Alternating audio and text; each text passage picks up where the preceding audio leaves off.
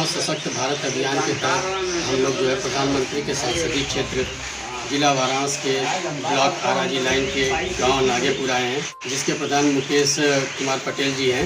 ये गांव को थोड़ा सा मैं बताना चाहूँगा। प्रधानमंत्री के जो पहली बार शासनकाल था मोदी 1.0, उसके तहत जयापुर गांव को गोद दिया गया था। उसी के एक साल बाद नागेपुर गांव को भी गोद दिया गया है, जिसकी ज़मीनी हकीकत हम प्रधान जी से समझेंगे कि क्या है। और हम लोग सर्वे के द्वारा, जो कि हमारे ब्यूरो चीफ संदीप पटेल जी हैं, वो पूरी तरह से डाटा इकट्ठा किए हुए हैं, इस पर हम बात करेंगे। तो आइए हम सीधा जो है प्रधान जी के पास चलते हैं और इनसे जानेंगे और इनका परिचय के साथ इनको हम शुरू करेंगे। पूरा बताएं क्या है और किस गांव से क्या करते हैं। जी, मेरा नाम मुकेश कुमार पटेल है।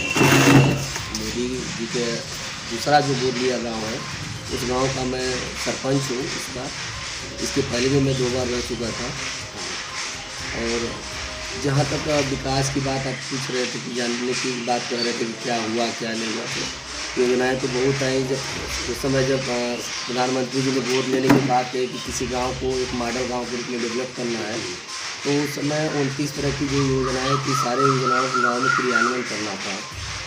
और उसके बाद पहला जो चरण में लिया गया जयापुर, उसे हर साल गोद लेने के बाद ही नागेपुर दूसरे चरण में था।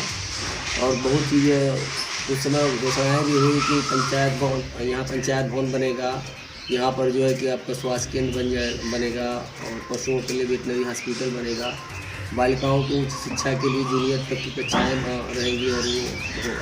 यही सब मूलभूत चीज़ों का तो एकदम नकार दिया गया। यहाँ करने के लिए तो हम एक तरफ जो है पंचायत सशक्तिकरण की बात करें, मिनी सचिवालय की बात करें, और इस गाँव में अभी तक पंचायत भवन ही नहीं है।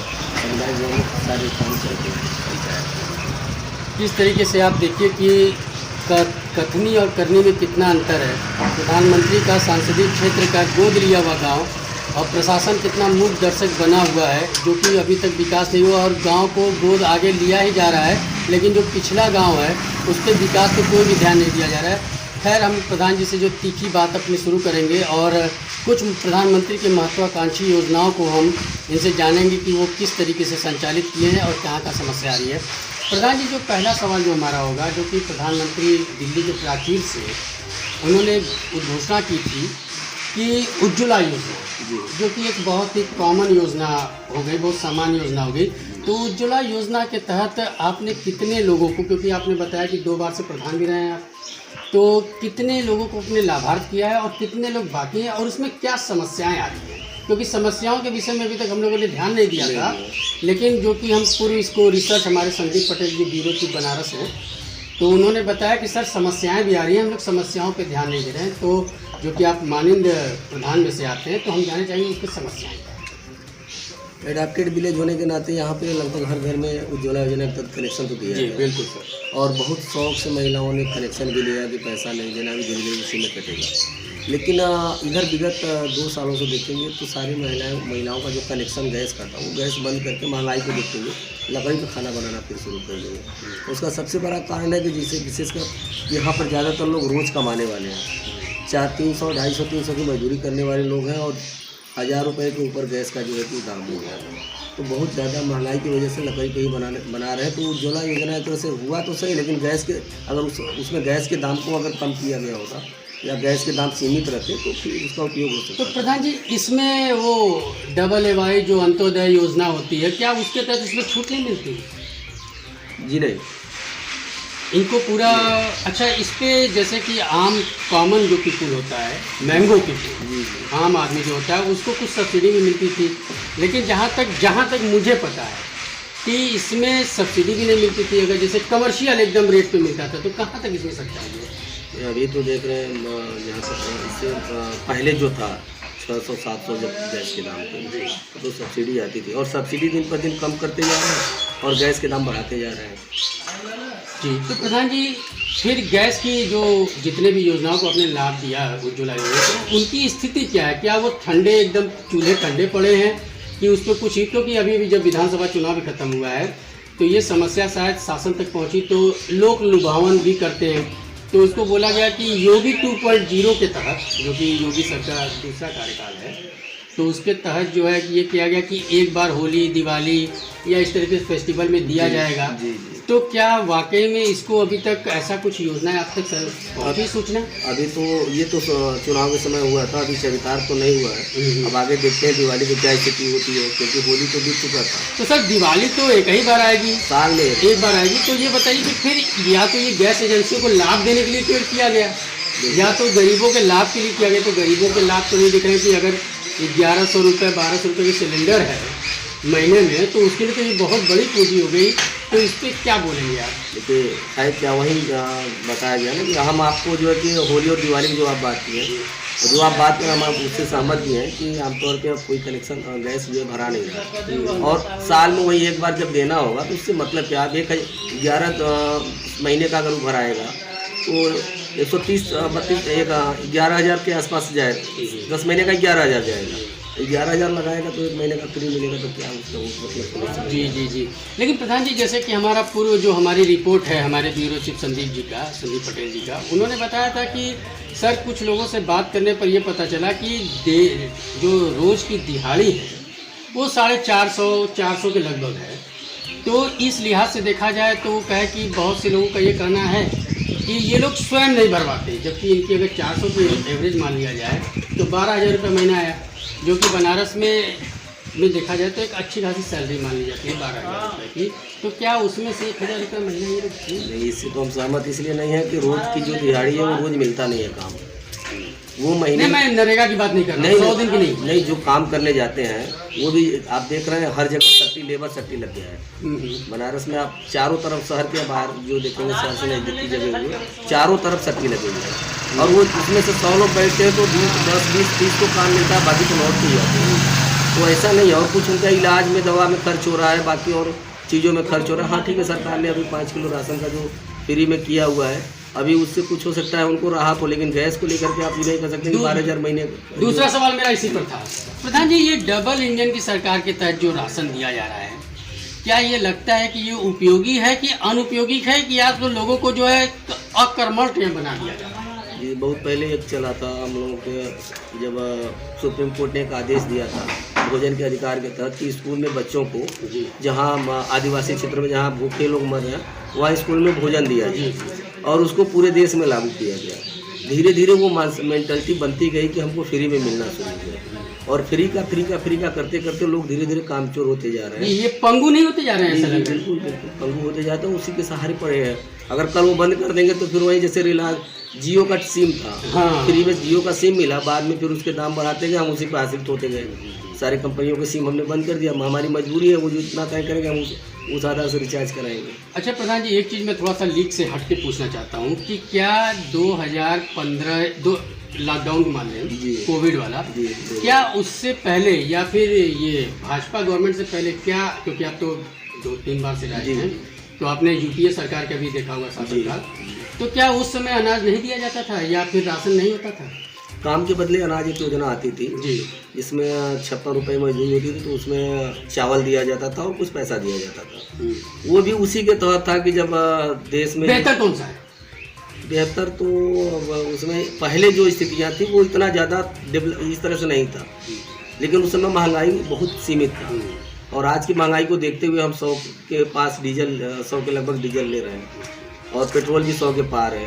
तो जो दिनचर्या की चीज़ें हैं, जो आम आदमी की दिनचर्या की, वो तो महंगा ही होता जा रहा है। तो उस समय का तो मुझे लगता है यूपीए सरकार की ज़्यादा सही था, महंगाई से भी था। सारे व्यूअर्स देख रहे हैं कि प्रधान जी हमारे उत्तरों को बड़ी बेबाकी से और निर्भीकता से उत्तर दे रहे हैं, और इसी क्रम में हम आगे बढ़ते हुए एक और बहुत प्रधानमंत्री जी की बहुत महत्वाकांक्षी योजना है, वो है स्वच्छ भारत मिशन प्रधान जी, जो कि अब एक क्रांति का रूप ले चुका है, और नो डाउट ये एक ऐसा मिशन है जो कि विदेशों में भी इसको बड़ा सराहनीय स्थिति देखा जाता है। तो उसके तहत जो है प्रधानमंत्री ये आपके स्वच्छ भारत मिशन के तहत जो शौचालय बने हुए हैं, तो शौचालय की स्थिति क्या है, और आपने कितने शौचालय का निर्माण करवाया, और क्या क्या समस्याएं अभी भी आ रही हैं?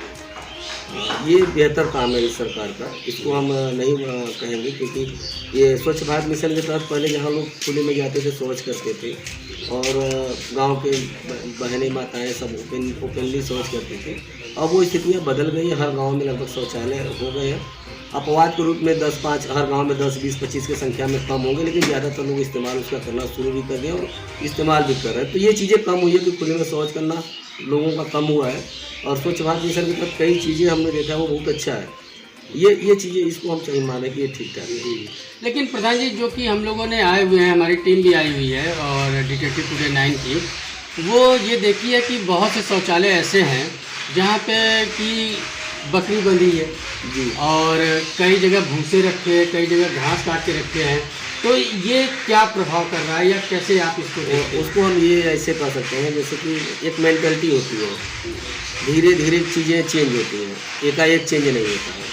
अब तुरंत पहले होता क्या था कि दलितों के हाथ के कोई आ जाता था तो उसको गिलास में पानी पिलाना या उनको पूछना कि किस कास्ट से हैं। धीरे धीरे जैसे शिक्षा बढ़ता गया लोग कम उसके बारे में मतलब धीरे धीरे अवेयरनेस होती जाएगी और लोग सुधरते जाएंगे। चलिए, ये बहुत अच्छी बात है कि बहुत कम ऐसे गांव मुझे मिले हैं जहां पे इस तरीके की प्रधान विचार रखते हैं।